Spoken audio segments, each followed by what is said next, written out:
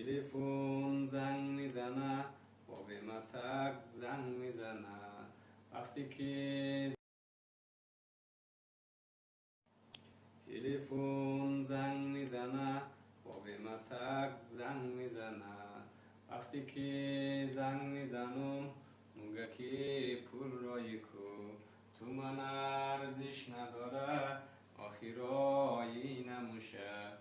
با ماهی 2-3 تومن دردی دوایی نموشه. خرج و برج جا و دولا و کار و بار آوریال. پدرم طاقت بیار قیصرشو تو به خیال.